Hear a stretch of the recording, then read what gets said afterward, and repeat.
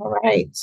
Well, I want to thank you all for being here today to our Dementia Caregiver Workshop. We're kind of split online and here in person in Pikeville. I'm Sarah Hatch with Sanders Brown Center on Aging. I'm one of the social workers there, and we have partnered with Mary here at ARH Neurology to come and present this with you. We have Big Sandy Area Agency on Aging here as well.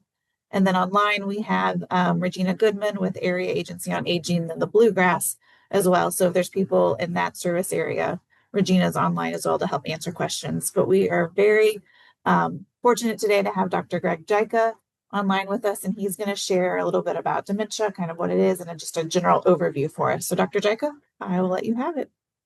Fantastic. Thanks, Sarah. Great. So this is really meant to be a broad strokes overview of dementia to kind of set the stage for today. We're going to talk a lot about Alzheimer's, some of the other forms of dementia as well, but Alzheimer's frequently will be used as an example as the most common cause for late life dementia. And we'll start with what is perhaps one of the most important questions that I get on a regular basis. Almost every day in clinic, I will get folks asking, what's the difference between Alzheimer's and dementia? Sometimes I'll have a patient say, my doc says I don't have Alzheimer's disease, I just have dementia. And if that makes people feel better, I'm happy with that. But really, dementia is an umbrella term. All it does is tell us that there's something going wrong with the brain, and that is leading to impairments in memory and thinking. It really doesn't imply an etiology or diagnosis. So for those of you out there who have a loved one who's been given a diagnosis of dementia, you should always ask the doc, well, what is the cause of the dementia? And this is a big problem. As a matter of fact, the Alzheimer's Association facts and figures just came out earlier or late last week, suggesting that the number of people in the United States with dementia has increased by another million, up to 7.5 million this year. And that's a big problem. Part of that is that we're living longer lives. And so you can see here, after the age of 65, the prevalence, the number of people with dementia in each 5-year age group approximately doubles every 5 years. And this leads to exponential growth. The older we get, the more likely we are to develop dementia. And it can be quite common, up to 50% for those in their mid 80s. That's 1 out of every 2. So we're not alone in this. And many folks, unfortunately, still go without a diagnosis till the very end. Really, early recognition and treatment is critical. So there are many barriers. The patient typically is not in denial. They're typically not aware of their symptoms. They remember being fully capable. And then they stopped making memories as the memory process became impaired. There's a widespread belief that memory loss and cognitive decline, memory and thinking problems are a part of normal aging. We slow down as we age, but not being able to remember something important is a real problem. And then from the physician side, there's a general thought that, well, this is really going to tie up all my time if I have to address memory and thinking, and I'm not going to get paid for that. And a widespread belief as well by physicians and the general public that Alzheimer's disease and other forms of dementia are not treatable. And we'll talk about that today because they are treatable. So let's talk about that progression in dementia. So here we have a graph, and on the y-axis over on the side is the MMSE score. That's a 0 to 30.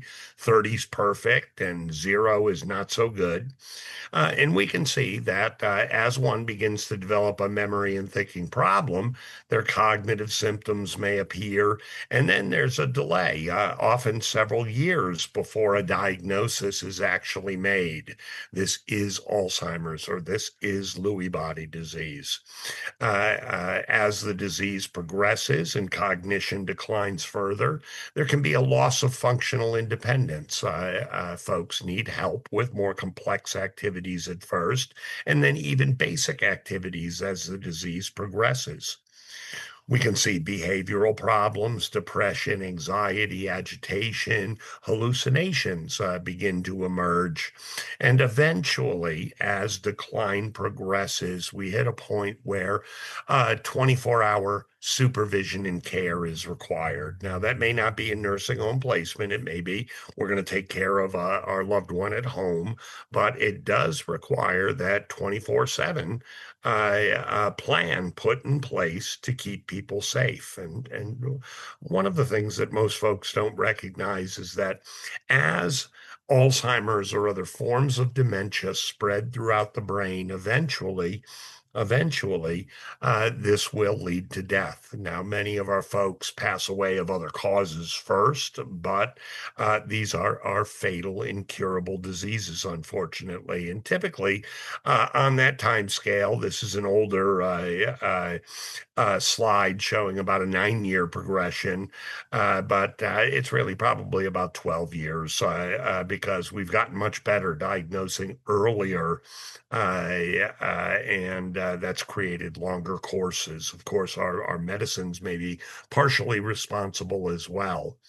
And I always like saying, memory is sometimes overrated, but what is really important are functional activities. So here we flip this graph around, and the MMSE score from 25 to 0. We're not showing the 30 range where somebody's fully functional. But as that cognitive decline progresses as we move to the right, one can see the activities of daily living that begin to get affected. So even when one is very, very mild, they might have difficulty keeping their own appointments or obtaining a meal or snack or using their telephone, traveling alone. And as things progress, using home appliances, finding things, so picking out your clothes and getting dressed can begin to become impaired. Maintaining hobbies, eventually even walking and eating are disrupted, leading in the very end stages to a person being bedbound and not maintaining enough fluid and food intake to sustain life. So this is a big problem. I already talked about the new facts and figures. I'm sorry I didn't update my slide, but we look at that little green circle, that's the population in the United States, and that yellow little slice of pie is 13% or so of the US population over the age of 65 years. And this is the most rapidly growing segment of our population. We're keeping people alive longer. And if we blow that up into the big blue circle, we can see that approximately 1 out of every 6 people are going to end up developing a dementia over time. More of them in the older range, and fewer in the younger range, but it does happen and it is devastating. So we understand this, a person being normal as they age, and now we understand a little bit about dementia, cognitive decline, impairing functional activities. And in the middle, there's a construct that was developed and really popularized in the late 1990s called mild cognitive impairment. So some of you and or your loved ones may have that diagnosis. That's a diagnosis that, again, does not imply the underlying medical reason for the memory and thinking changes, but these are folks who are having trouble with their memory and thinking, but are able to compensate. Extra sticky notes, using the GPS, building good habits, and so they're able to fend off that functional decline. So really, we have to think about individuals and figure out, what's going on with their cognition and how is it impacting their function, because it's that functional loss that really brings us to a diagnosis of dementia. So when we look now at memory problems in general, we can see that almost a third of folks over the age of 65 have either mild cognitive impairment or dementia. This is a big problem. And so those causes of dementia, what's under that umbrella? What's the medical reason? And we always start with the right side of this chart, looking for medical causes that may be fixable. So sometimes it's the medications that somebody is taking causing their memory problem.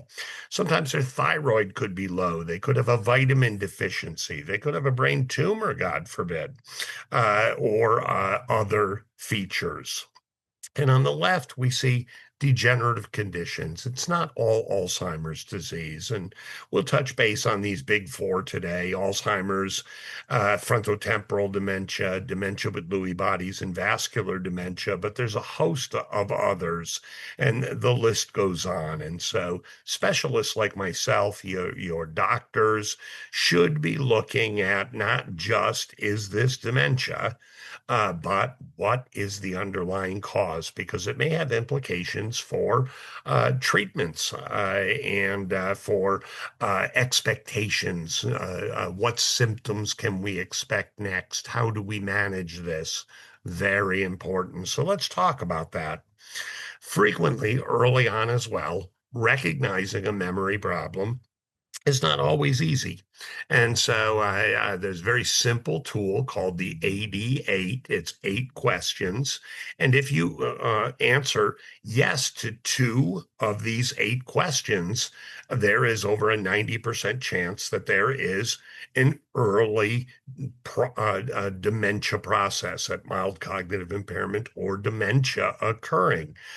So one could think about that. Problems with judgment. And this is a change from past. So bad financial decisions. I've always made bad financial decisions. It's not a change for me. But if a person had always made good financial decisions starts making bad financial decisions, that may be a real trigger. Less interest in hobbies and activities, giving up things that they used to find enjoyable, repeating the same things over and over, trouble learning how to use a tool, appliance, or gadget. Now, some of our newfangled technology is a struggle for almost anybody, but if somebody's been using the oven and the microwave for years and all of a sudden can't figure it out, that's a real problem. We worry less about the day of the week. I hope when I'm retired, I don't know what day of the week it is, but the correct month or year, really, really important. The young lady that I saw yesterday, who told me it was December, is clearly got a problem. Trouble handling complicated financial affairs, balancing the checkbook, going out shopping, trouble remembering appointments, just daily problems with thinking or memory. So we typically will look at a few other things as well. This is what we call a review of systems for dementia evaluation. And these are the things that your doc may want to know about.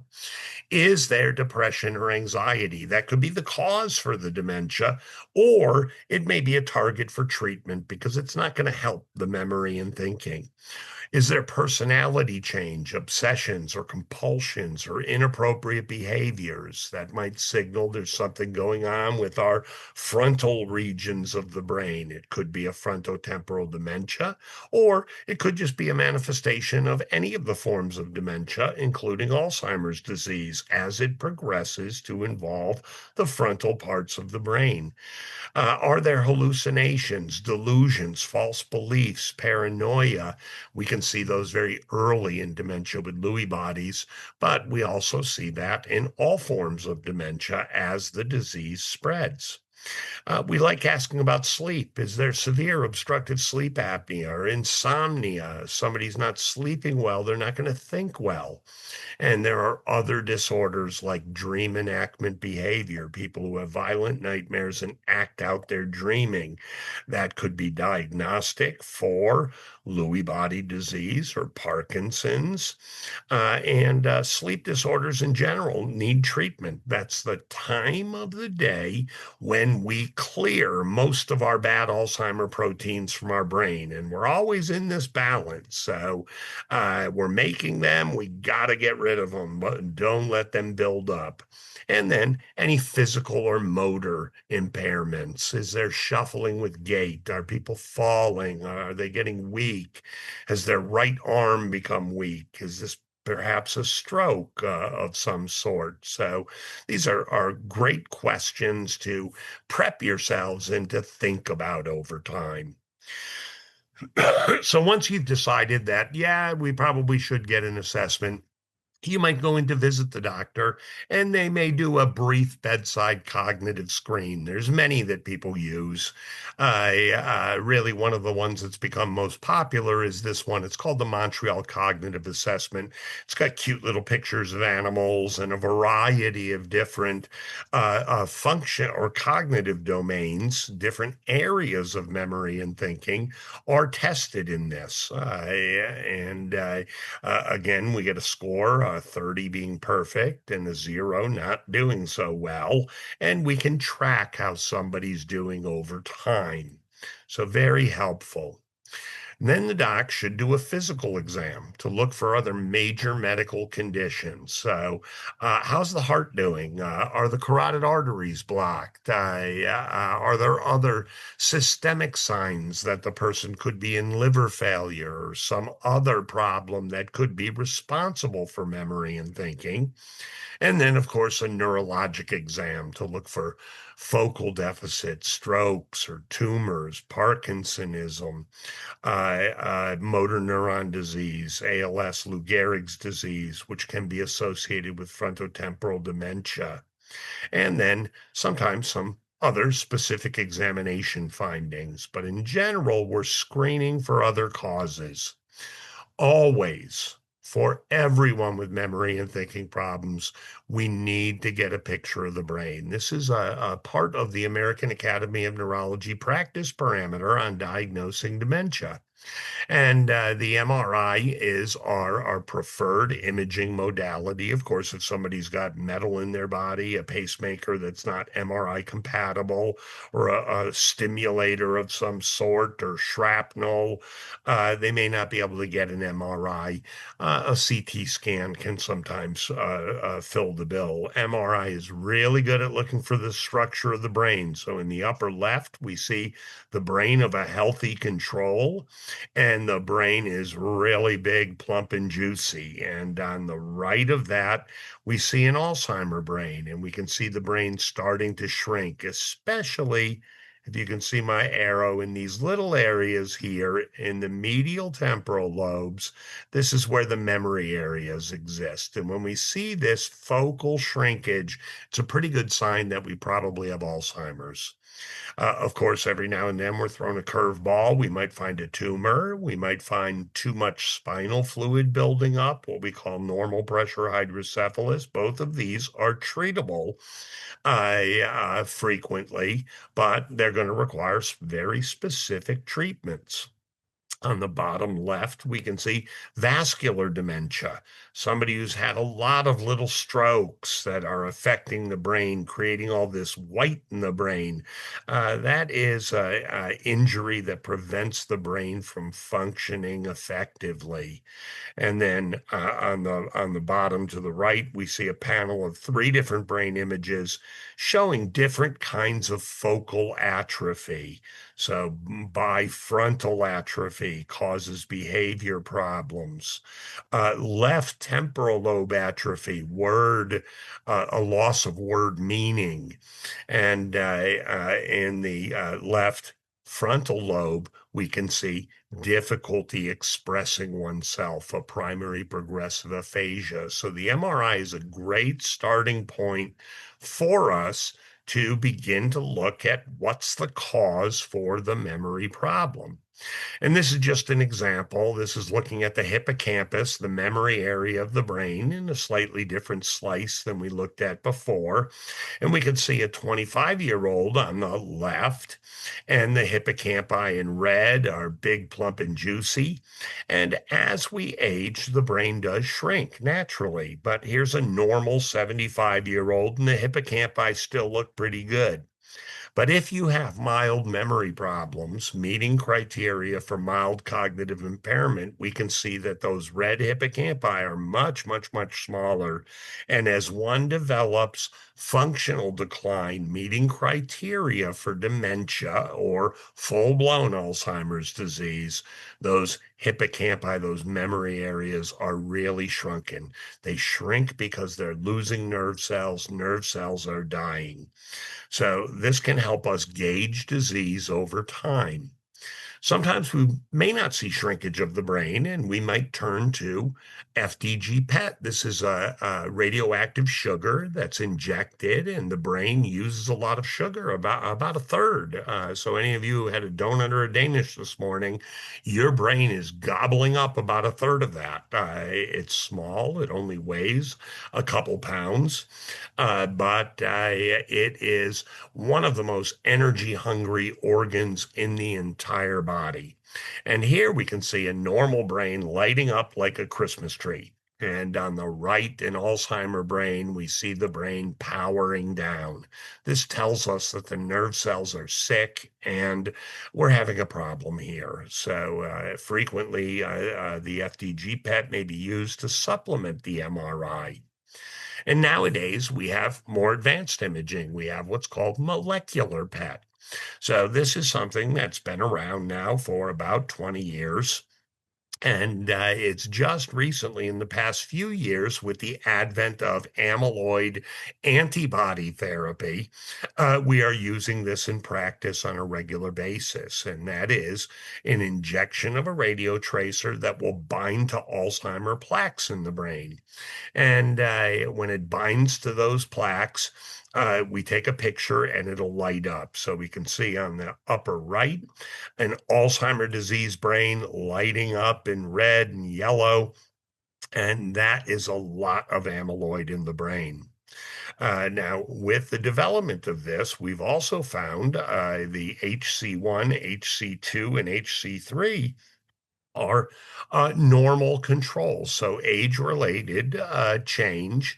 And what we can see is in two of these three participants, they are already building up amyloid in the brain. And this is really, really important because Alzheimer's doesn't happen overnight. It's a process that begins 20 years before we even develop memory and thinking problems. And that's really, really important. We also have had the ability since 1998 to check spinal fluid. And spinal fluid is very, very accurate for determining whether or not one is building up Alzheimer's disease. We can also use spinal fluid to look for Lewy body disease or Parkinson's disease. Sometimes we can use it to look for signs of infection of the brain or other causes for memory and thinking, like normal pressure hydrocephalus.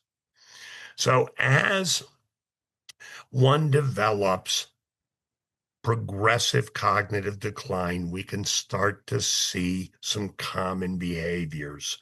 Short-term memory loss, repeating, asking the same question over and over again, lethargy, a lack of initiative, what we call apathy. I no longer want to do the things that have always been enjoyable to me. This is a major problem for many. Emotional changes, mood swings, depression, agitation, resistance to care. I don't need any help, wandering and pacing. And there's a phenomenon that we have called the Capgras syndrome, where folks may be in their own home that they've lived in for decades, but they're not recognizing it as home. And so they want to go home. They may not recognize a loved one. Where's my husband? I'm right right here, honey. You're not my husband. You look like him. Shadowing, hallucinations, changes in sleep, rummaging and hoarding, loud verbal noises or yelling, and abusive combative behaviors. These are some. But really, the truth of the matter is, most dementia patients get really sweet and lovable, in my opinion. We may have some of these issues from time to time, but we can navigate the disease appropriately and keep people comfortable and manage their care. But when psychiatric symptoms emerge, they are problematic, and we frequently look for these. So this is a graph that shows on the x-axis the zero time point. That's when a diagnosis of dementia is made. And then we can see, extending back 3 years and in advance by over 2 years, we can see when different symptoms might appear. And on the y-axis, how many patients might have that symptom. So we can see that 3 years before we even can diagnose somebody, we may see them withdrawing socially, no longer wanting to go to church, no longer wanting to meet with friends. 2 years before the diagnosis, we can see over half of people developing depression, people who have never had depression before, now all of a sudden having depression. We can begin to see paranoia or anxiety. And within 1 year of diagnosis, over 80% of people may experience some degree of agitation. These are all problem symptoms that we need to understand. And it's not our loved ones misbehaving, it's part of the disease process. So, the memory areas of the brain are part of what we call the limbic system. So, over on the left, you can see the hippocampus, that's a memory area. And it is part of this limbic system that controls our emotions through the limbic cortex and the amygdala, other regions of the brain. These are hit very hard and very early in Alzheimer's, but also in Lewy body disease, frontotemporal dementia, vascular dementia, and other causes of dementia. So we have to understand when our loved one is having behavioral issues, this is not them, this is the disease. So we think about these behavioral symptoms. They're perhaps one of your greatest challenges. We call them BPSD, the behavioral and psychological symptoms of dementia, and they account for about a third of the cost associated with caring for somebody with dementia. For those of you that are caregivers, they're strongly associated with you developing depression, strongly associated with needing to put somebody in a memory facility or a skilled nursing facility. And they do undermine your ability to provide care. And we need to avoid that cycle. As your loved one acts up, you can get more frustrated. That stress just feeds each other, and the problems grow and grow. We've got to find ways to de-escalate. So we always look when we have behavioral problems at what could be going on. Maybe they're trying to express that they're hungry and they can't voice that to us. They don't understand that sensation. They could be in pain. Sometimes behavioral symptoms can respond to a few Tylenol. Yeah, or ibuprofen. There can be distress, feelings of abandonment. You have to think if you have a memory problem and your loved one, who's always there taking care of you, disappears, they went to the bathroom, you don't necessarily remember that they just told you that they went to the bathroom. They're gone. You don't know if they've been gone for 3 days. You don't know if they've been gone for a minute. I think I've been abandoned. This is problematic. And then, of course, we look at environmental factors. Is there too much stimulation? Is there a lack of daily structure and routine, which is critical? Is there inadequate lighting, confusing surroundings, excessive demands? We see this frequently. Why won't they just, do what they've always done, the distressing behavior of others. And this is why, as caregivers, we need to learn to control our own emotions. We need to make sure that we have respite, that we have time for ourselves so that we can manage and display appropriate behavior rather than exposing our loved ones to our stresses. So, when we're having behavioral problems, again, it's very, very important to think about these things. So, where are we in that dementia progression? And are there any environmental disturbances? Sometimes, large family get-togethers can just throw people off the deep end. Sometimes we do have to rotate in smaller groups at the holidays and other events. We certainly need to look for contributing medical problems. Urinary tract infections are a big one that flip people over the edge. As a matter of fact, the first heat spell of the year, when we get a week, up in the 90s to 100, we see a lot of phone calls, folks calling in saying, "My loved one is off the deep end," and frequently they're not drinking enough water, they're dehydrated, and they have a urinary tract infection. We certainly look for drug effects. Is a person managing their own medicines and taking too much of something? Certainly, intoxication, drinking, and memory problems do not mix. Every drink becomes your first. I've had a sweet little lady, 87 years old, loved to have a little bourbon every night. Her daughter bought her a big bottle of bourbon to restock her. And the next day, her mom wasn't answering the phone.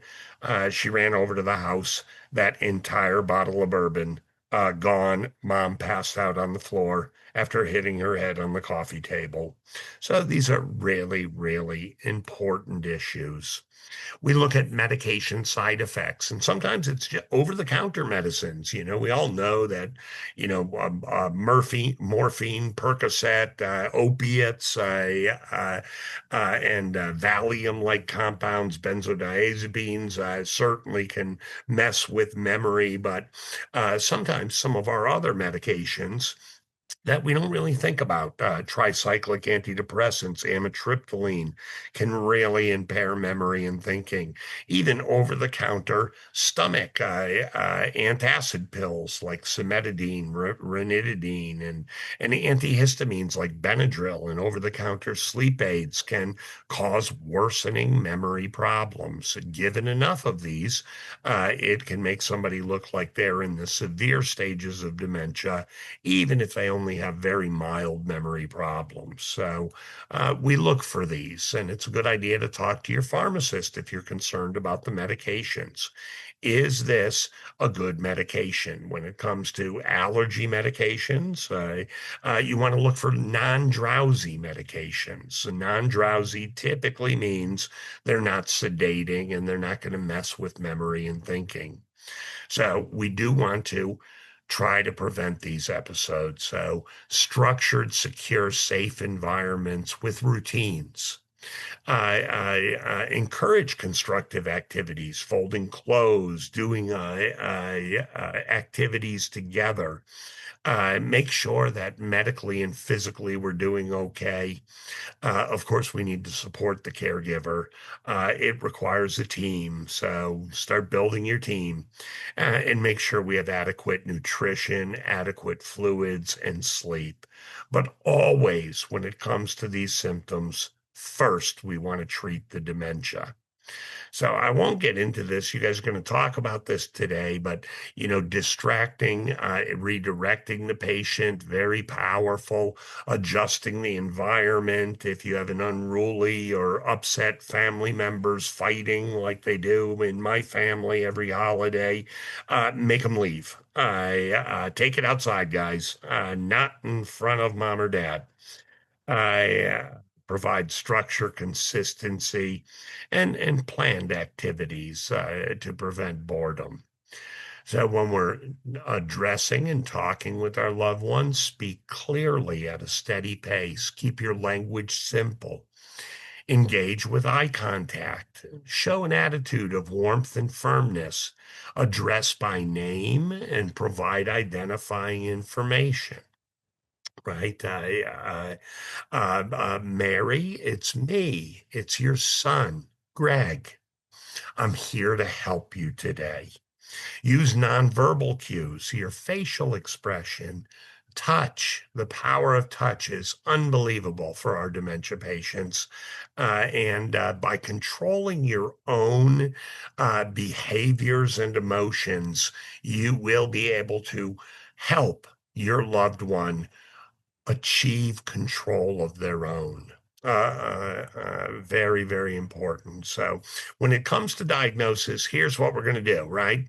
We're going to recognize, there could be a memory problem emerging. Maybe we'll use the AD8 for that. We're going to do a neurologic exam with a bedside cognitive evaluation. We're going to do some blood tests and a picture of the brain. That's going to give us a diagnosis of dementia and hopefully help us define the type of dementia so that we can move forward to treatment. So this is the pathology of Alzheimer's disease in the brain. And again, this is a patient who's passed away, and the section of the brain shows a lot of shrinkage of the brain. That's what we see in Alzheimer's. And the components of Alzheimer's are the neuritic plaque. This is an amyloid plaque. It exists outside of nerve cells and injures them from the outside in. It's highly toxic to nerve cells and kills them from the outside in. On the inside of the nerve cells, on the right-hand side, is a neurofibrillary tangle, and this is made up of the tau protein, and it is killing the nerve cell from the inside out.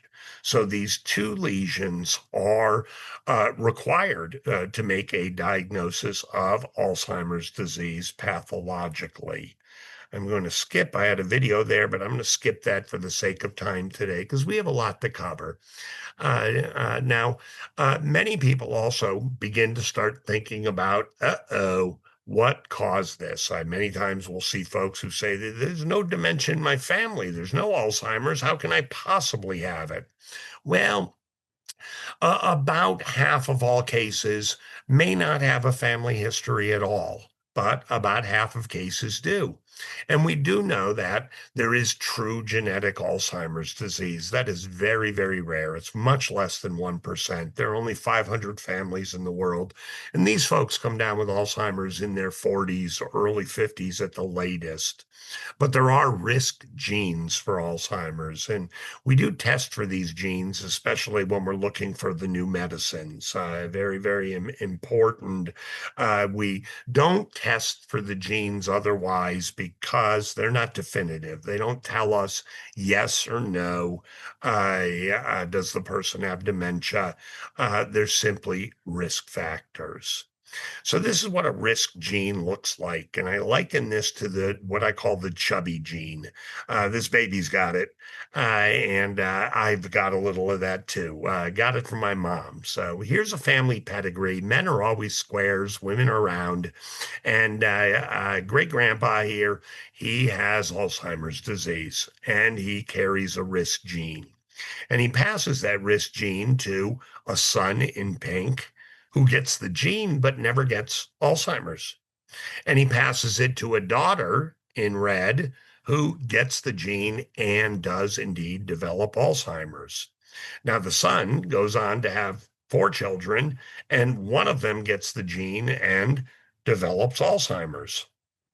The daughter, on the other hand, passes on the gene to her daughter, who ends up getting the gene, but not the disease, but then passes the gene to her son, the great grandson, who gets the gene and the disease. Now, this is not like witchcraft. It doesn't, alternate generations, but it just goes to show that it can run in families, but the gene is not the absolute predictor. There are many lifestyle factors, lack of exercise, hypertension, diabetes that are not well controlled, that all contribute, head injury, other things of that nature.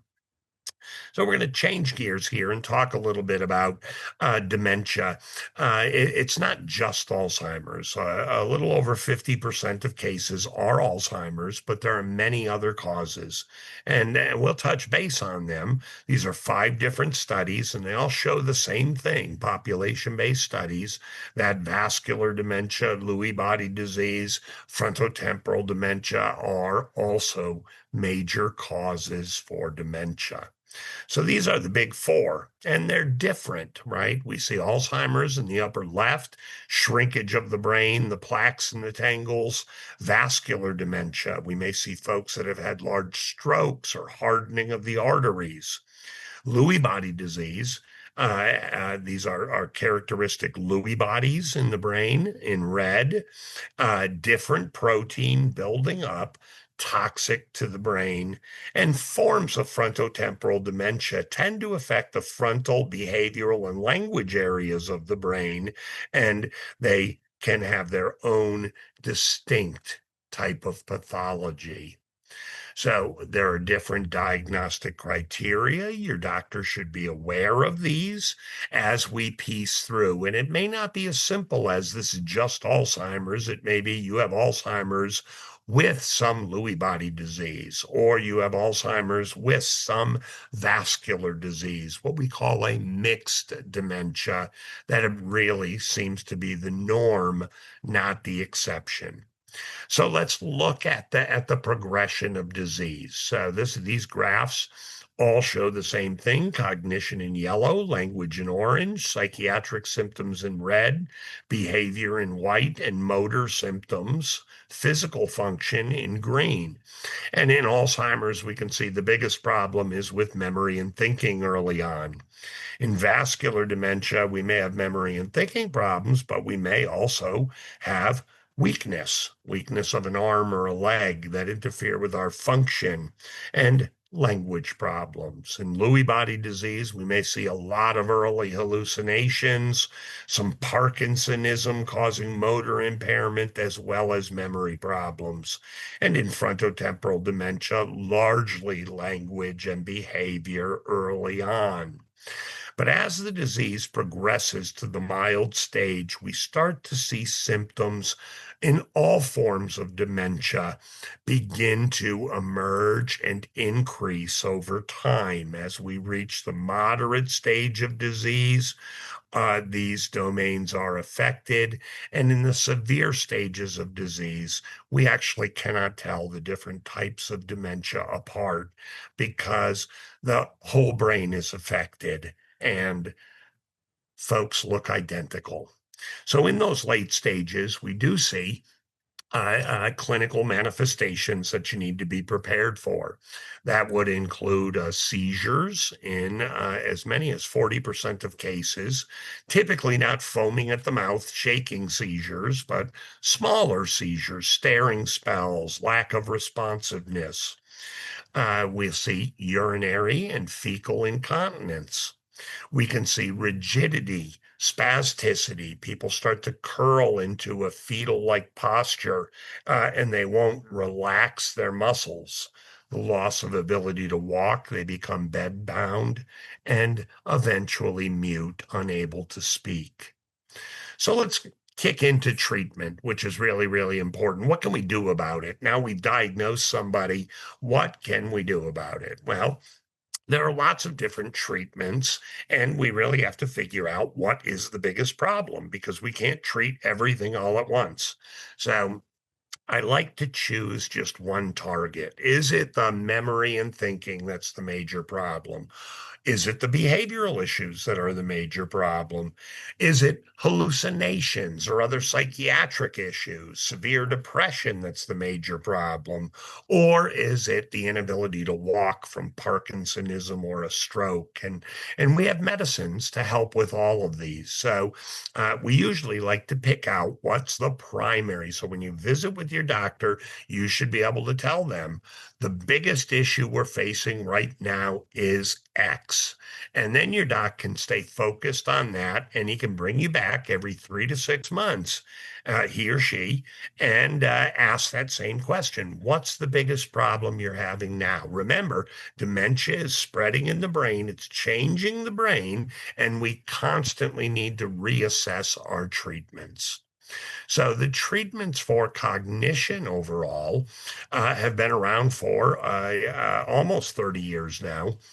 We have three approved cholinesterase inhibitors, Aricept, Epazil, Exelin, rivastigmine, which comes in a patch form, and Razidine galantamine, used less commonly.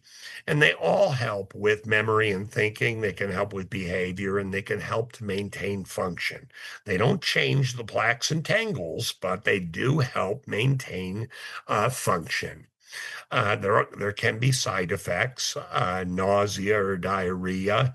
That's why we sometimes will switch from an oral pill to a patch for less GI side effects. They sometimes can cause disturbing dreams at night. And the benefit is sustained with long-term therapy. Remember, your loved one will get worse as the disease spreads, but these medicines are slowing the process down. And that's really, really important. These are all available generically. If your loved one has most forms of dementia, will respond to these. If your loved one is not on one of these, you should ask your doctor why. And then we have another agent, which has been around for about 20 years now, memantine or Namenda. And again, this helps with cognition, memory and thinking, behavior, and daily functioning. It's also been shown to reduce caregiver time and cost of care. And this is a medicine that we frequently add to a cholinesterase inhibitor. So when we look at that course of disease in Alzheimer's disease, this is what it looks like untreated. And if we treat somebody with a cholinesterase inhibitor, we get this dashed line. And if we treat with both, we get this line. And when we look at that, we can see, well, they don't change the disease course. Eventually, the disease will take its toll and we're going to lose our loved one. But they do change the path. And so one can think at every stage of the disease, would you rather be the green dot, the yellow dot, or the red dot? And I, for one, favor the high road. This can delay, this kind of treatment can delay nursing homes placement by 2 to 3 years. That is wonderful. They can maintain function for well over a year, delay the onset of behavioral problems. This is incredible. So, how do we try to prevent or slow dementia? Well, the National Academies of Science, Medicine, and Engineering have looked at this and they said, keep that brain active, cognitive training, manage your medical conditions, especially blood pressure, and make sure you're getting some physical activity, a brisk walk, 20 minutes to 30 minutes a day, 5 days a week. These are fantastic. We also know that diet and social activity are important, but these are harder for us to figure out. So we have been working. We are working on cures, and many of you may not know it, but we actually had an Alzheimer vaccine that was given to humans back in 1998, almost 30 years ago.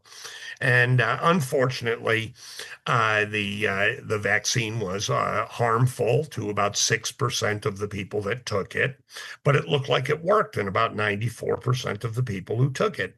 We've been back at the drawing board over that time, but we have been using antibodies, passive immunization. So we give people infusions of antibodies since 2005.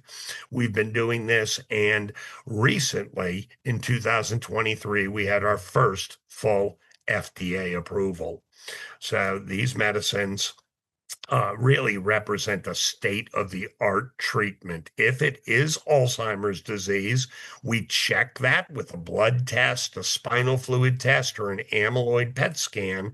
And if there are plaques building up in the brain, we can completely remove them from the brain. So the studies that have been done are quite convincing. We do have to monitor people with MRIs because there can be side effects in rare cases. Very, very important. And I'm not going to go into great detail here, but there can be a buildup as the plaques are removed from the brain. They can build up around the blood vessels in the brain, and that can lead to accumulation of fluid in the brain and or microscopic bleeding. And so we watch this very carefully and sometimes slow the infusions down. But after about a year and a half, we can remove all of those Alzheimer plaques. It will not cure the disease, but it can slow it by 30 to 40%. And that could end up buying us years. Some of the data suggest 4 or 5 years of if we get these medicines into people early enough.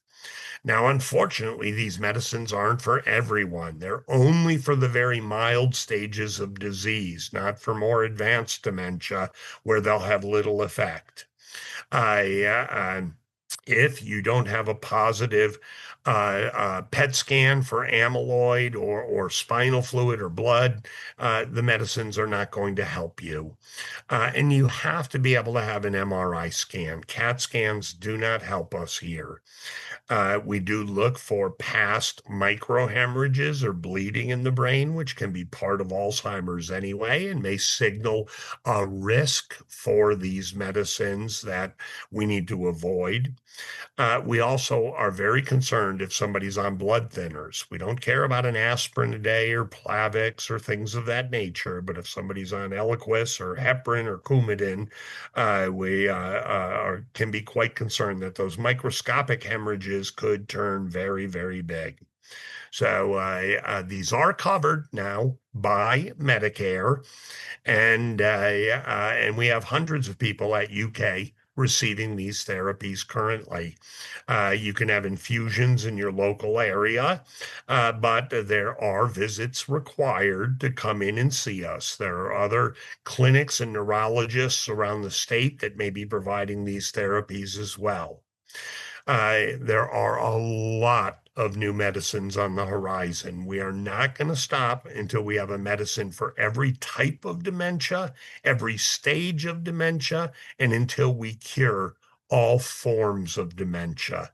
So if any of you are interested in really doing everything that you can do to help move us towards a cure, everything that we can do to potentially slow down disease in your loved one, get in touch with us now. So I'm going to end there. I think I have reserved 6 minutes for questions. I know that's a lot of information to go through, but I think the broad strokes overview are understanding that we need a diagnosis, why we need a diagnosis, how the diagnosis can help us then begin to work on using medicines to treat symptoms, and currently actually starting to attack and remove the abnormal plaques and pathology from the brain. So we're going to keep moving on this, but I really appreciate everybody's patience today, and I'm happy to take any questions or discuss any issues with anyone in the remaining few minutes. Anybody have any questions? I don't believe in no cure for it, do you? If there was a cure for it, So no cure. How come they didn't give Joe Biden some? He was in bad shape. Yeah. No cure, as of yet.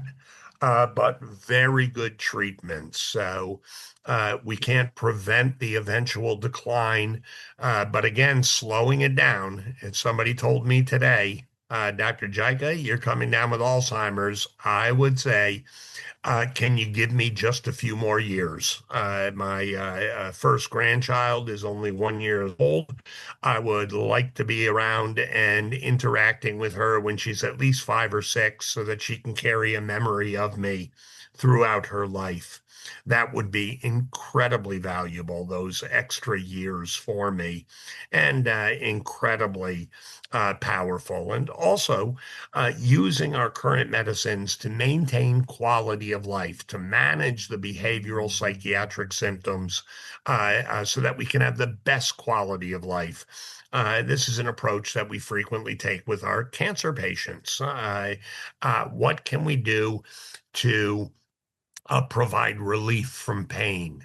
What can we do to help keep them maximally functional, knowing that in some cases the cancer may not be curable either? And so these are worthwhile goals.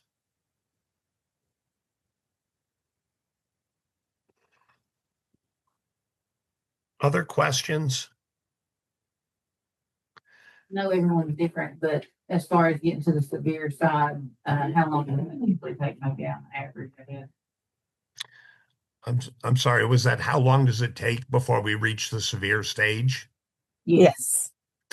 Gotcha. So that can vary in different individuals. But typically, what we look for as warning signs that we're getting closer to that uh, is people beginning to not experience hunger and thirst, not eating and drinking as much, people beginning to decline in their, I have no desire to get out of bed, I have no desire to walk, these are our warning signs that we're approaching the end, and only have a year or two left.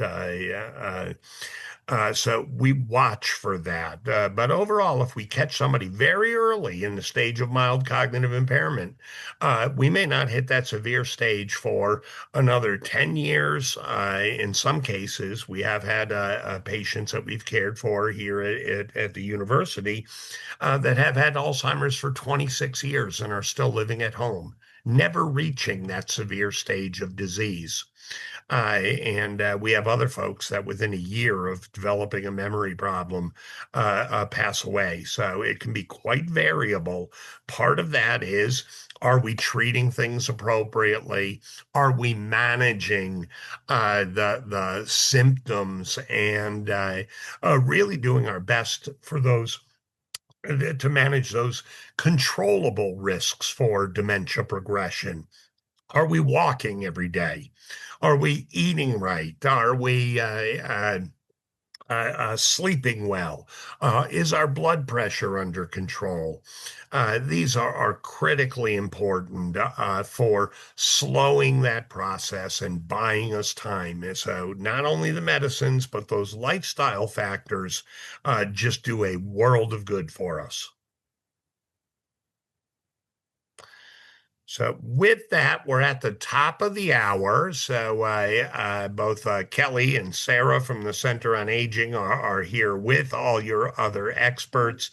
I'm sure if other questions come up later in the day, they will be able to answer them for you and or bring them back to me, and I can provide some responses after the program today. But thank you all. God bless you. And I wish you the best in really maximizing quality of life for your loved one with dementia and for yourselves as a caregiver, arming yourselves with this education so you know how to manage the disease appropriately, really can make the difference between misery and success and happiness. So with that, everybody have a fantastic day. Thanks. Thank you, Dr. Jicha. Off to help some patients.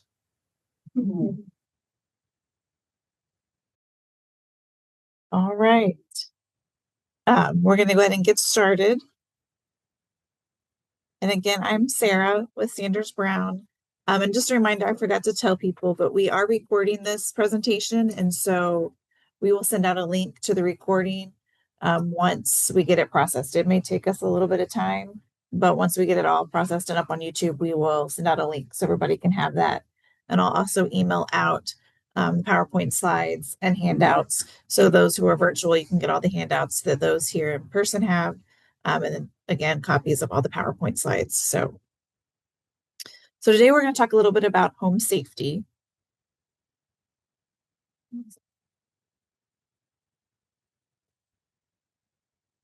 All right. So when we're talking about home safety, we all want our loved ones to be safe, no matter if they have a disease or not. I mean, that's kind of usually our goal. But we know with dementia, things change. So a little bit about what we as care partners have to worry about is safety awareness. Because as the disease progresses, our loved one's safety awareness is going to decrease, which means that as a care partner, our safety awareness has to start to increase, and we have to start kind of thinking for both. We know that dementia impacts the whole person. It's not just their brain, it affects the way they process things, the way they interpret the world around them. In return, it also affects the family and their whole social system in some ways. But the person itself, it affects their judgment, their sense of time and place, and their physical abilities. So we're going to explore those areas just a little bit more. So when it comes to judgment and safety and how dementia affects our judgment, it's our loss of safety awareness, like leaving doors open or unlocked, not realizing that it's no longer safe for us to drive, even if we've been told. It can lead to poor risk assessment. So when we're thinking about, is it okay to drive or not? Or is it okay to make that investment or not? It affects the way we view risk. It can lead to inappropriate social behaviors. So the way that we interact with one another out in public, how close we approach somebody, the things that we ask them. And it can affect financial matters. So when it comes to paying bills, balancing your checkbook, decisions you make on who to give money to, can all be affected. So we're going to look just a little bit closer. These are just some more examples. So they look like it. Common appliances like microwaves or ovens, the ability to use those, figuring out how to program them, make them work, knowing you can't put foil in a microwave. Things that we think of that we've known our whole life that all of a sudden we may not know anymore. That's a garbage disposal, and that's one of the things in the household that can be incredibly dangerous. We don't think about it. We don't know what it is. We can turn it on and have the wrong things inside of it, and it can be really dangerous. Power tools and having access to them. We may have used power tools our entire life, but as dementia progresses, our ability to remember how to use them correctly, making sure we use all the right safety protocols when we're using them, can be affected. So it's something just to keep in mind and think about at a certain point, when do those power tools need to be locked away, or when do they need to be used with supervision? Financial matters, scams is a big thing right now for everybody, but being able to make that decision, this is a wise choice, this is the right person who's asking for my information, or realizing this is a little fishy when somebody's asking me to buy several $100s of gift cards and mail it to them. So those are things to be looking out for. And as well as medication is another huge safety factor that we really stress with families and individuals, the importance of taking our medication on a regular basis. Missing a dose or taking too many doses can have dramatic effects. So it's important that we make sure we have our medication set up correctly and that we're taking them daily. And at some point as the disease progresses, you may tell your loved one, are you taking your meds? And they say yes. But if you're not watching them actually take their meds, they may have full intention to take them. By the time you hang up the phone or you do one other thing, they've forgotten they need to take their medication, and those medications aren't taken. So always being aware of that. Same thing as we've been talking about judgment when it's on the computer and online, things that are said or shared. Even sometimes as simple as using hot water or cold water and kind of having the water too hot for too long and getting burnt. So setting your hot water heater to like 120 to help prevent burns can be really helpful and a safety just measurement. Again, something when it comes to like thinking through risk and Decision making, in a bathroom, we have lots of different tubes. So here we have a tube of toothpaste and a tube of back rub or muscle rub. They both look like tubes. And so your loved one may go picking up a tube thinking it's toothpaste, but actually use the wrong type of thing. So it's important to think about what we have in different areas. So in the bathroom, making sure we have just those personal hygiene items, and maybe making sure the things that aren't used for brushing our teeth or things are put up in a different location. Same thing in a kitchen. A lot of times we keep a lot of cleaning supplies, things around in the kitchen, making sure those are secure so they don't get mixed up with something else. Sometimes there's things you can do to kind of help prevent. If your loved one's having a hard time forgetting that you're not supposed to use the stove, you can put some images like a stop sign or a warning that sometimes can deter them. If they're having issues of wandering or getting into rooms they're not supposed to, this is just a sticker that's put on top of a door to help disguise the door, but it can be a distraction.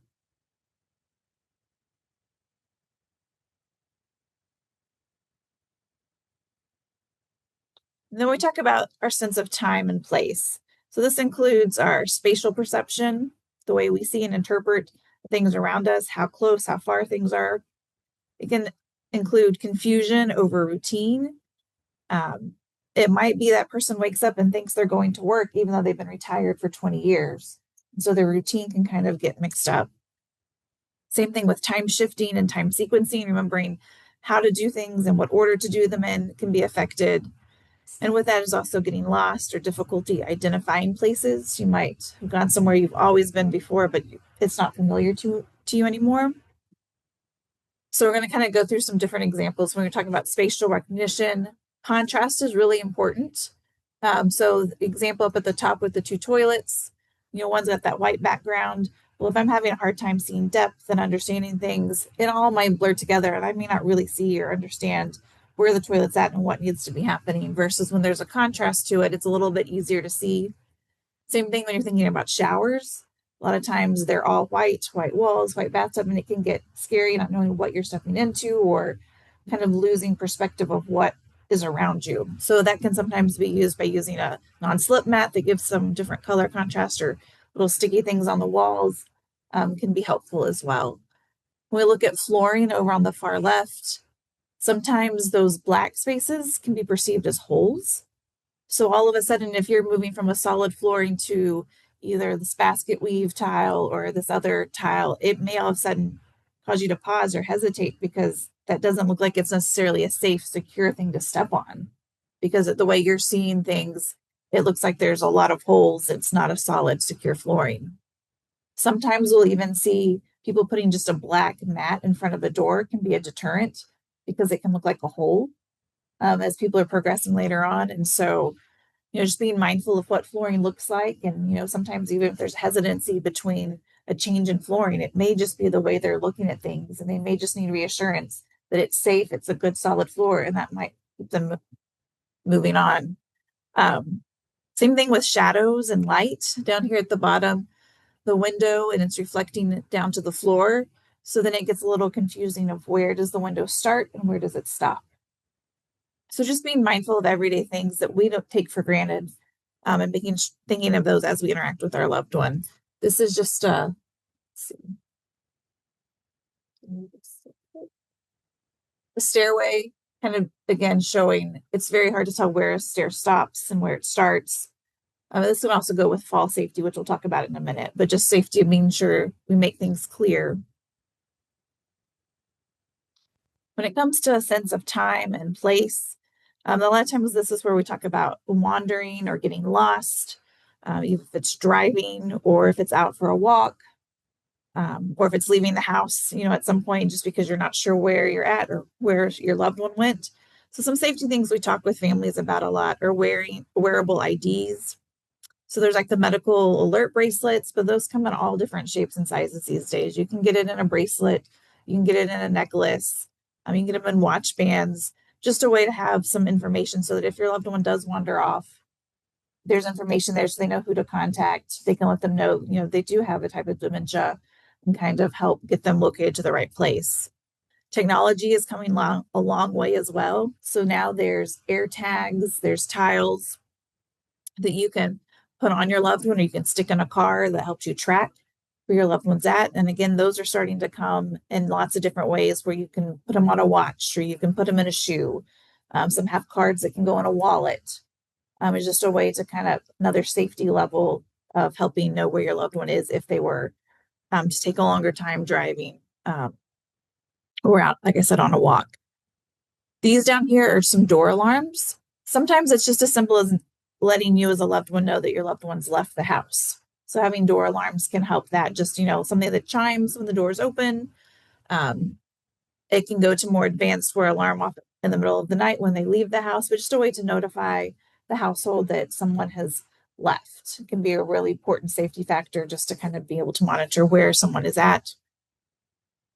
The use of doorknob covers can also be helpful just as a deterrent. Sometimes if there's areas you don't want your loved one to get into, cameras can be used to kind of help a caregiver know what's going on, what's happening in a room or outside the house at doorways. It's also important to kind of, as you're thinking through things, be mindful of yourself and protection. So a lot of times hiding a key somewhere that they don't know about outside. So if you get locked outside the house and they're inside and they're worried about letting people in, you have a way in.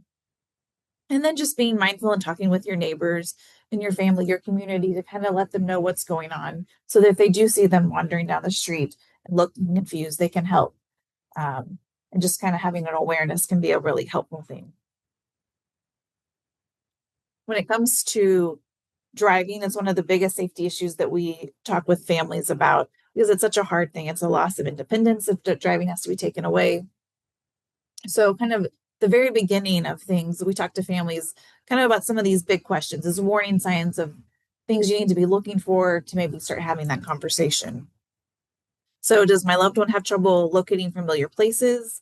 Are they going to the grocery store, but it's taking them 30 minutes when it's only a 15-minute drive to get there? Are they starting to make slower or poorer decisions? Is it taking them a long time to decide something, or are they making some poor choices that you just noticed? That can factor into their driving as well. Do they become angry or confused when driving or in other situations? Have you noticed their patient level has gotten a lot less? That can affect and impact their driving. Has there been an increase in fender benders or hitting curves, some scrapes on the car that you can't explain? Might be a sign that there's a little bit of struggle happening. And if they started to limit their driving themselves, have they decided, oh, if it's dark, I'm not going to drive, or, oh, here, you take the keys today, I'm not going to drive. Sometimes that's a sign that they're starting to feel uncomfortable driving.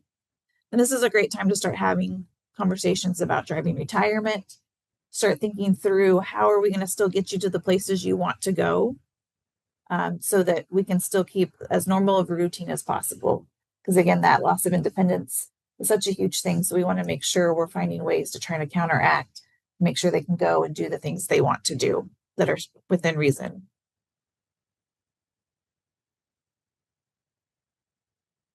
And then we look at physical abilities. So a change in sensory awareness.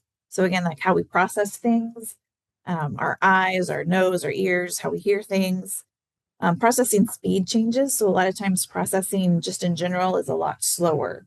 So when you ask a question, it may take several seconds before a person's able to hear the information, think of a response and respond. And then again, fall risk. So when we look at fall risk is a huge safety issue for anybody, not just those with dementia. We want to make sure we're thinking about keeping pathways clear of clutter. Lighting can be really important. Making sure that stairwells are well lit, hallways are lit well. Using night lights if we need to in the night to kind of give guidance of where to go. If it's to a bathroom, kind of having a path. Being mindful of steps and stairs, making sure wearing sturdy, supportive shoes if they're not hurting, they're not too big where they're flopping. If you're not wearing shoes in the house, making sure that you've got maybe non-slip socks on, or you're being mindful of spills, things like that that can cause people to slip and fall. And there's a lot of safety adaptive equipment out there.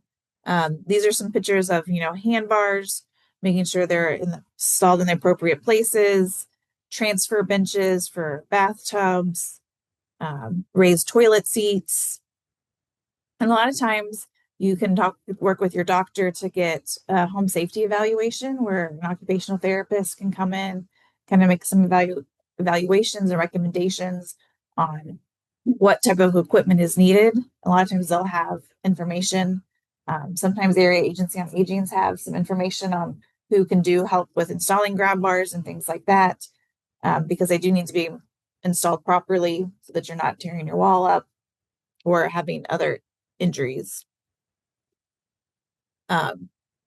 So overall, just kind of wrapping up home safety, we're always wanting to try to create a safe environment. One of the important things to do is kind of step back. We've talked about a lot of different areas and a lot of different things, but stepping back and just evaluating your environment. Sometimes that means bringing in a professional like a occupational therapist. Sometimes it's just bringing a friend or somebody who's not in the environment all the time to kind of help you, a new set of eyes to look and see what are you missing. There are a lot of great checklists that are available. The National Institute on Health has one. I've got one, I think, in your folders, but just kind of reminders of certain areas in your homes to look at, things to be thinking about. You want to be focusing on adaptation. So what can you make little changes that will work? So like a raised toilet seat versus a total bathroom remodel, if all possible. That's being that realistic, that some things take too much time or too much money and are just not realistic. So what is that adaptation that you can do that'll still make it the safest environment as possible? And then it's important to realize that you may not be able to do this all alone. Caregiving is definitely a team sport, and you need a lot of support and help. So there are resources out there. So reaching out to, again, your area agency on aging, I know they're going to talk here in a minute about all the different resources they can provide. And to other professionals, usually doctors' offices and things have other resources. Let them know where you're needing help and reaching out for help. And then finally, just kind of some basic, simple reminders. This for everybody. Remember to check your safety devices. So your smoke alarm, making sure the batteries are working and are in good order. Have a plan. So kind of think through, what will I do if there is a fire or if there is a major emergency? Kind of, what is that? Who am I going to call? And that happens. So kind of thinking ahead so that when you find yourself in an emergency, you kind of have a plan. Posting important phone numbers, poison control, doctor's offices, depending on, what is your most important numbers, but having those available. So if maybe you're not the one in the house and it's a caregiver or somebody else that's in the home, they have access to all of those numbers. Refreshing basic first aid skills, making sure that people in the home are knowing what the Heimlich maneuver is. You know how to do CPR. You just never know what can happen. And then again, as we've talked about before, making sure you check to see if you need a break. And the one last safety thing to think about is with dementia is kind of that decision of when can my loved one no longer stay at home while I run to the grocery store. So some of the things we talked with caregivers about is, would they know what to do if the house was on fire? Would they know that they needed to get out and they needed to call 911? Would they know what to do if somebody came and knocked on the door? Would they be able to answer it and send them away if it was a salesperson, or would they invite them in? So kind of thinking through what your loved one's response would be can help you as you guide that decision on when you no longer leave them at home. But again, the biggest thing is making sure you evaluate and change, because things will change. As this disease, everything changes from time to time. What works today may not work tomorrow. And then reaching out for help. Like I said, it is a team sport. So that is all that I had. Is there any questions? I know I covered a lot.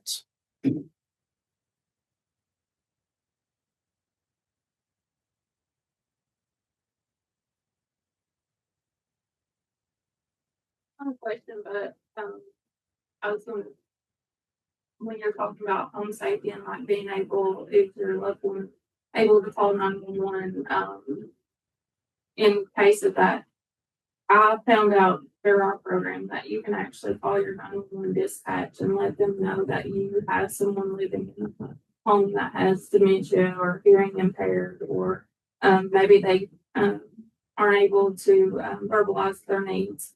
So you can actually put that on a list so that if they get a phone call from your house, they will know, someone lives here with some type of disability or something like that that they may not be able to express. So that way they'll go ahead and send somebody out and not think it's a prank call.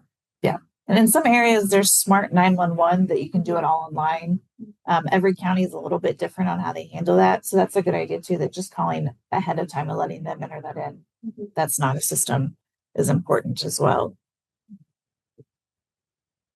So I'm going to stop sharing it and I will hand it over to you. Yeah, send someone a PowerPoint. I'll be married. Okay. I know I brought a copy of it, but I didn't bring enough to. Is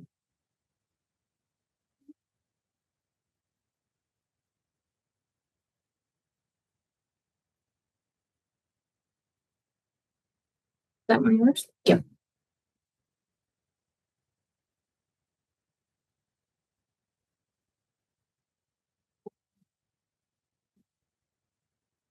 I'm not sure. It's just slides, so maybe if we just that's a quick like the top of the Versus a PowerPoint. Looks like a Format. PDF. Yeah. You just have to scroll down for the slide. well, that's what I was Instead of clicking. yeah. Yeah. Okay. I don't know that you've shared yet though.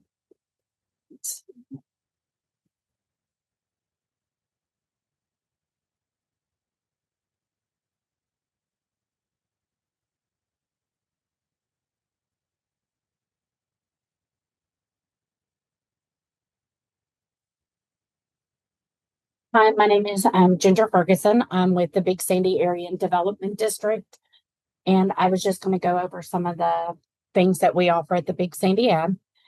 I am the ADRC, the Aging and Disability Resource Center Program Coordinator. Marvin Conley is the Assistant ADRC. When you call the Big Sandy Ad, the first point of contact would be either myself or Marvin. And we just try to set the tone, try to get the most information from the caller, whether it be a professional caller or a family member or the person themselves looking for services. We try to help you identify the needs and try to fit the program that would best suit the person's needs.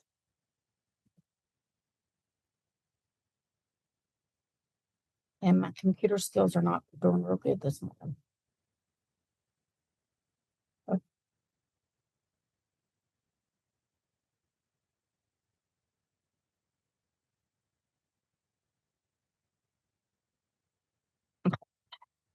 These kind of highlight some of the programs that we offer at the Big Sandy Ad.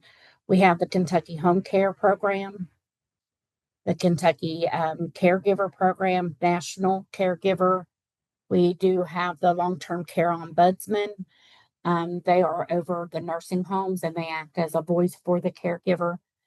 The SHIP program, UMWA, the Senior Centers, Veterans Directed Care, Community Collaborations for Children, HCB waiver, and legal assistance through Apple Red.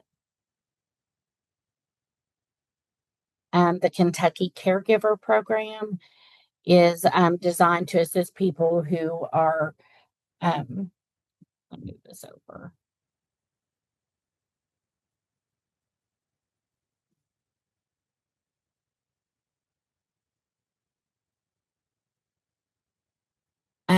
Need assistance in 3 areas, like housekeeping, personal care, shopping.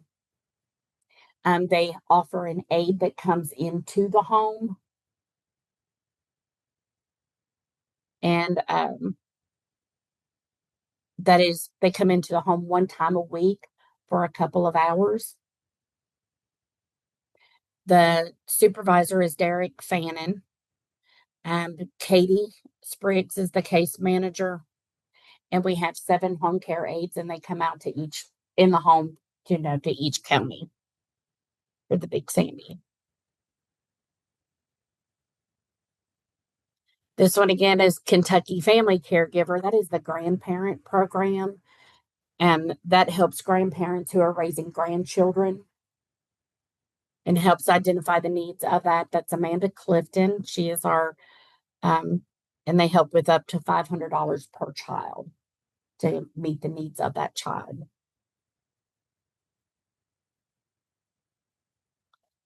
The National Family Caregiver Program.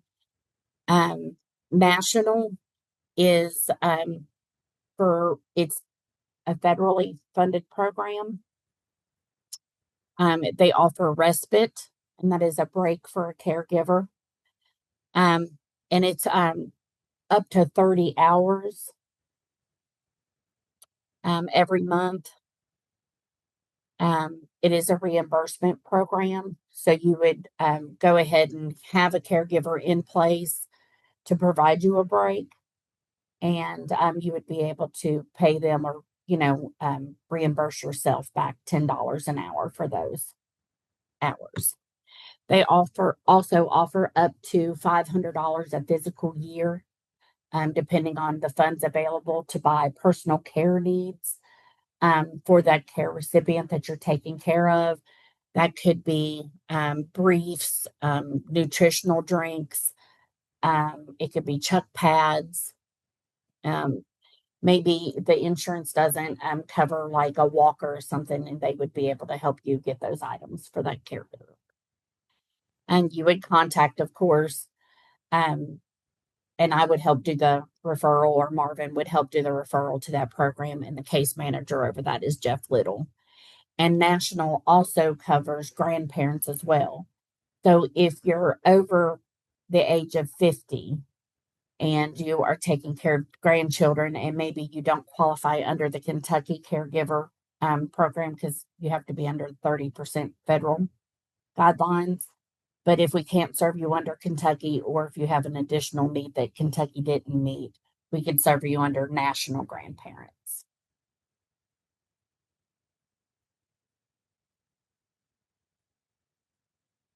I'm going to go ahead and skip over the CCC. That's for children. We also do have contract with the Penny Ryle ad, and we cover veterans. So we have a veterans directed care program that offers in service to the home for veterans. They hire the person of their choice to come in, do cooking, cleaning, laundry, personal care, and through the veterans benefits, the veterans pays for it. We offer case management for that and help get the services started.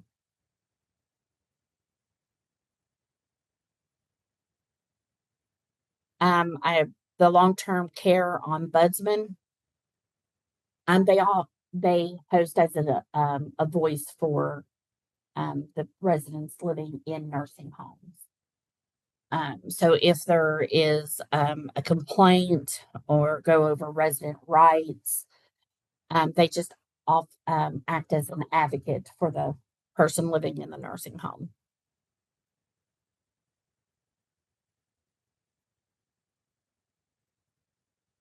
The State Health Insurance Assistance Program is a national program that's funded by federal grants. SHIP helps people understand their Medicare and Medicaid benefits. They do outreach. It on here, it says it's Angela Sloan, but it's Tammy Hunter. She's with me here today. We also have, if Tammy's not available, she has counselors under her that will help as well.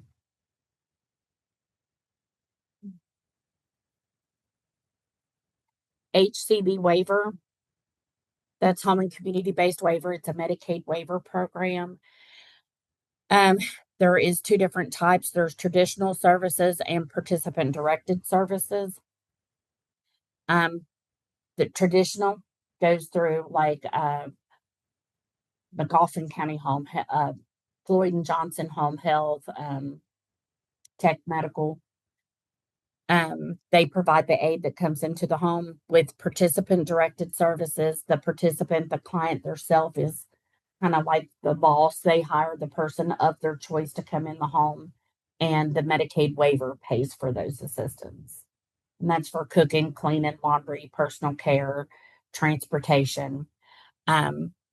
we do the referrals, we start the applications for that program, and we offer case management for the participant directed part.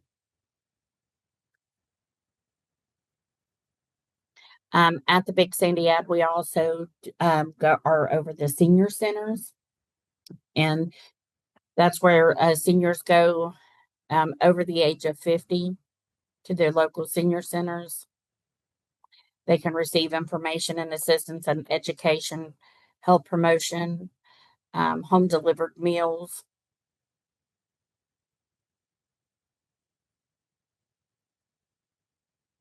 In our region, we have 15 senior centers.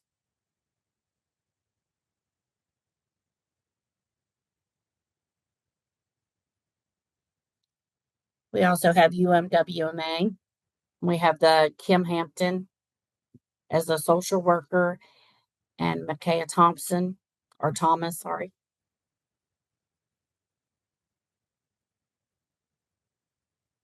And we do a contract for legal assistance with Apple Red to provide for people that are 60 or older. They help do wills and power of attorneys, and they will do those for free if you're over the age of 60.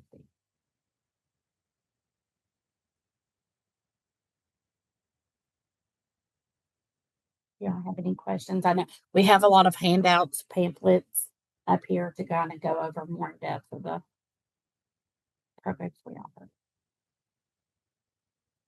You have to attend the seniors, run the Meals on Wheels and things like No, just call and you can call us directly, and we can help you give it the senior centers that services that area your information, or you can call the senior center directly.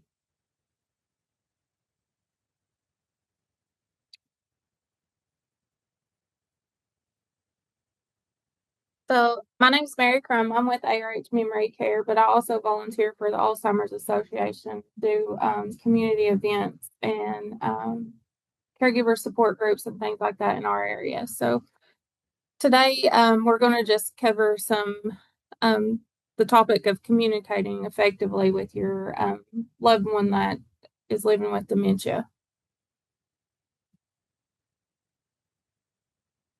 Course, our objectives here, we want you to be able to communicate effectively, learn a person-centered approach that helps with communication, and then learn some strategies and identify ways that will improve your communication, especially when you're taking your loved one to the physician's office and things like that. Those topics are a little hard, especially if you're talking with them in the room.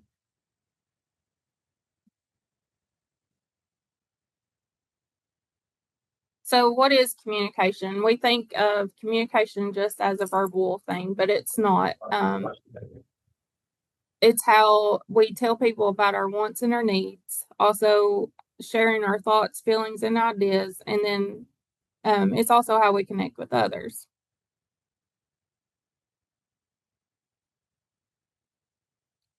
Just a little question, which of the following are ways that people communicate? Talking and listening, attitude, tone and voice, facial expressions, and body language. The answer there, of course, is all the above. So it's more than just your voice.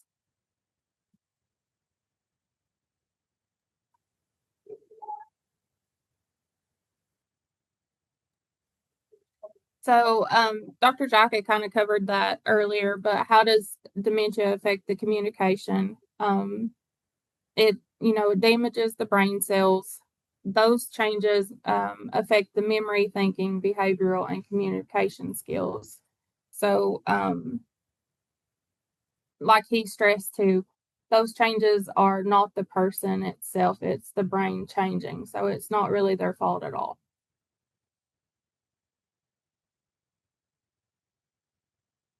Some of the earliest signs of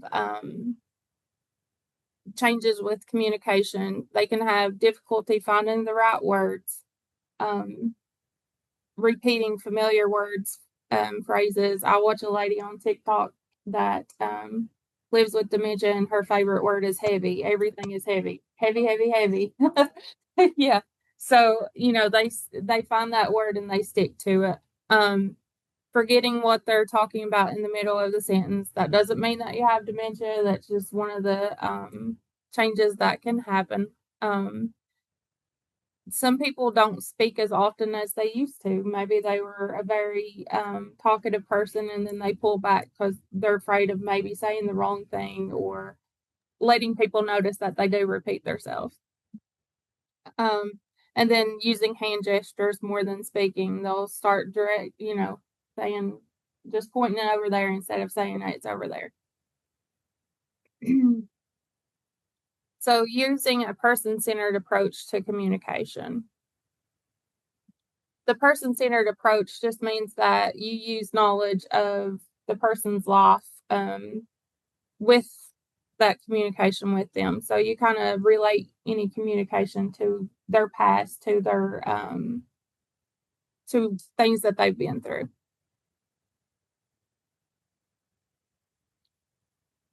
One of the biggest things is treat them with respect and dignity. Sometimes it's hard for us to remember that, not speak for them or correct them. Give them time to say what they need to say. Sometimes it's just a delayed process. They got those words there. It just give them time to get it out. Using, like I said earlier, their likes, dislikes, communication preferences. Don't talk about the past if it is traumatic. And then make sure you validate their feelings. Another way is include the person living with dementia in the conversation. Sometimes if they don't talk a lot or they pull back from conversations and things like that, we get in a tendency just to keep talking and kind of forget that they're there. So you want to include them in the conversation. One thing, you want to start speaking a little slowly and clearly. And then your tone of voice says a whole lot. Like, you want to have a calm tone. And then, acknowledge what they're saying as well.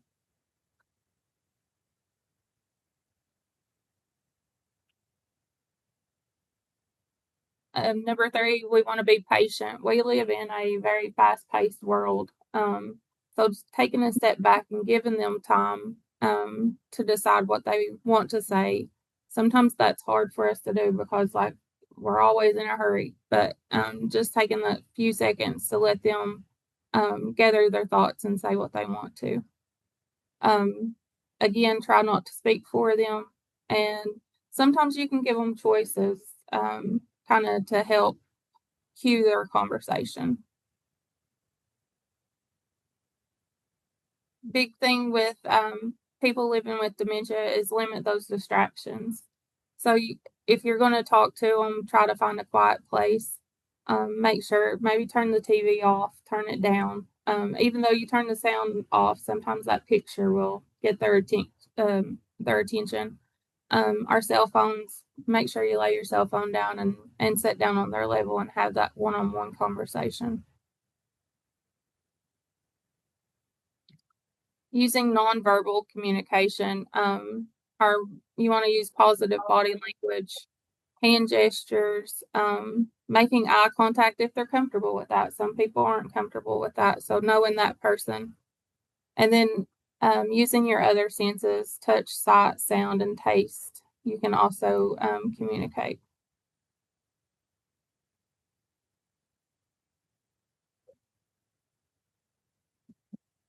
Play one of these videos for you. Maybe. Would be, I noticed in the middle stages, with mom would be, she would start to point to things versus saying them. So for instance, she have a fascination for it. So we would be driving, but she didn't see what she would just in the early stages, she would say, oh, that's what I see. And stages just I said, what did that, what he had with? Where's the last one? It's not even that voice from what she meant.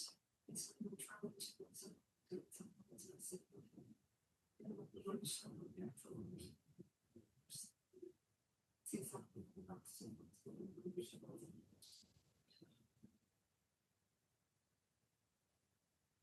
So that's just a real time example of how they used a person-centered approach, talking about her love for airplanes.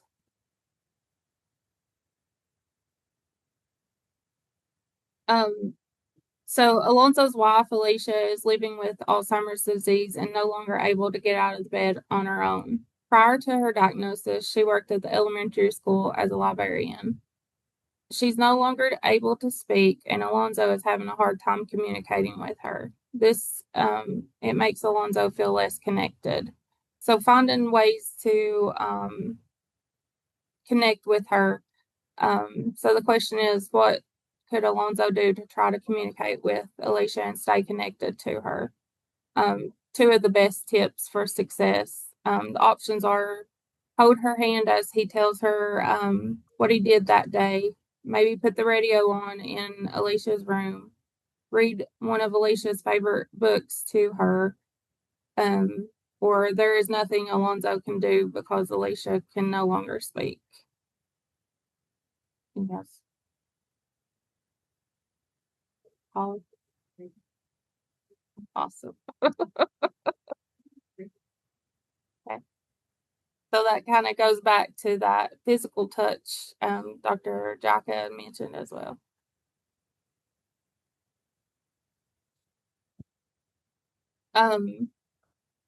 It wants us to talk about if you put a radio on in their room, that's kind of isolating them and not having that one-on-one communication. Now, you're trying to talk in the radio sound. Right.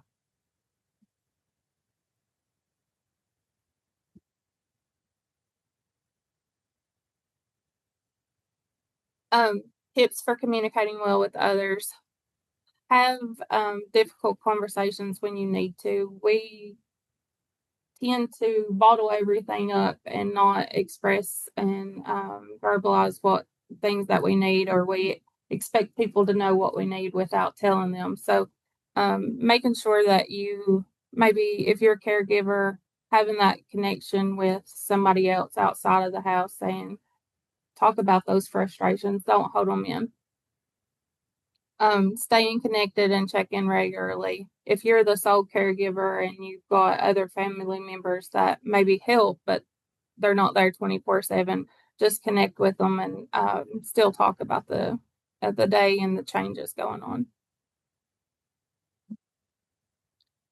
Communicating with healthcare professionals. Like I said, sometimes those visits can be a little difficult because you don't want to, it's hard to tell the truth in front of your loved one. So being prepared for those appointments, maybe making some notes of changes that you've noticed, saying, maybe laundry isn't, they're forgetting to do the detergent, but they're turning on the washer, or, just the little things that you start noticing, maybe writing those things down. And then you can take notes during the appointments, and then also think about the environment. So if it's loud in there, if there are other things, distractions going on, make sure, and it's okay to ask the provider to sit somewhere that it's quiet.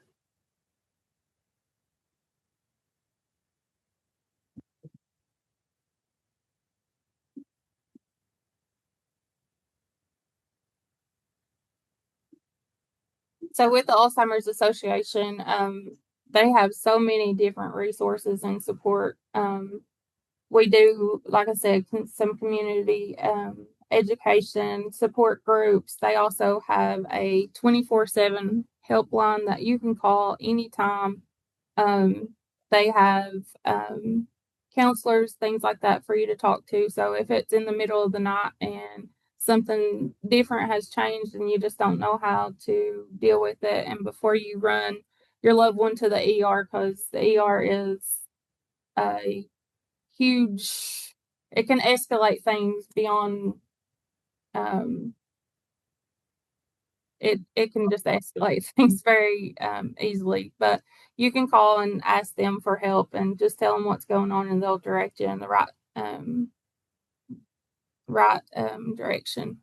There are all kinds of online resources, safety, driving. Like Sarah said earlier, driving is one of those difficult conversations because that's taken their independence away. Somebody actually suggested, I was talking to them about their loved one that lives with dementia, and they unplugged the car battery. She still has her keys, but they unplugged the car battery so she can still have that, go out in the car and try. Well, something's wrong with the car. You're not saying, no, give me your keys. Other educational programs are online there, and then there are local resources as well.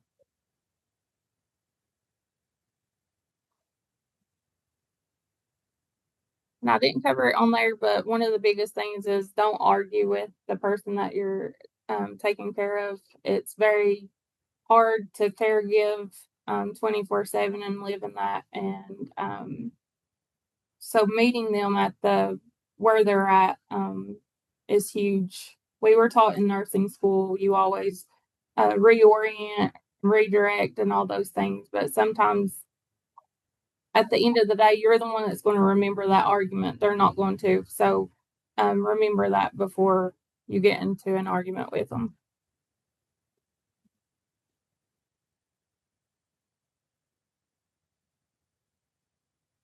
Any questions?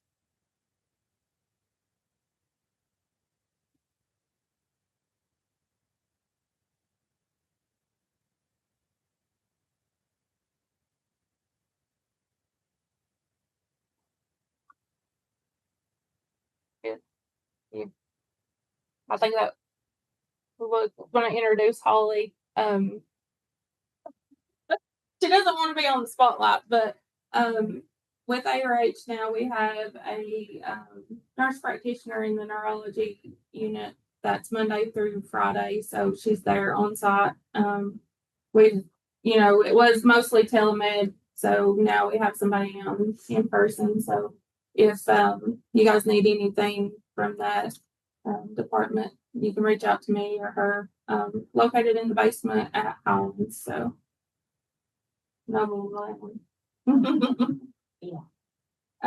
Any other questions? We've got all kinds of resources. Feel free to take what you need. Yes.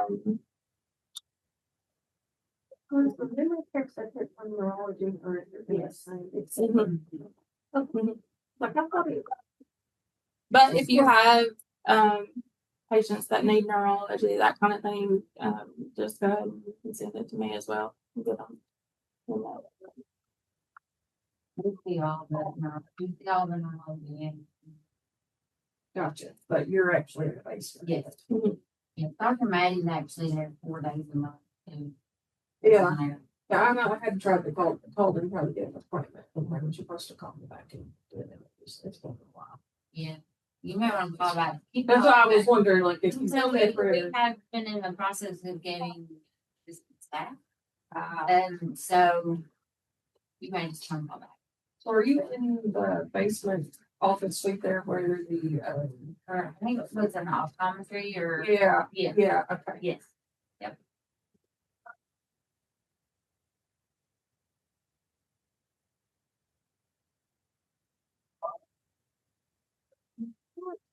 I was just going to thank everybody for coming.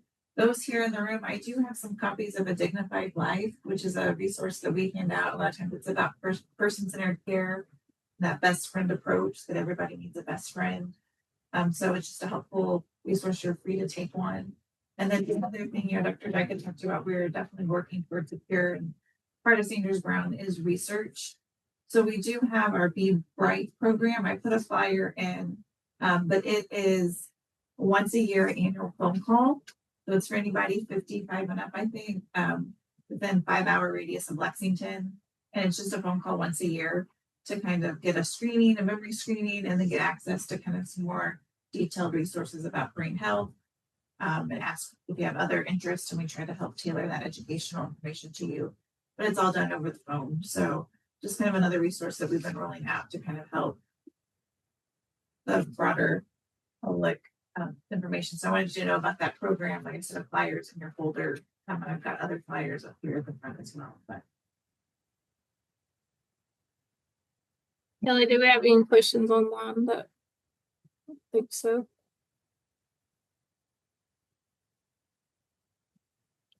All right. Thank you all.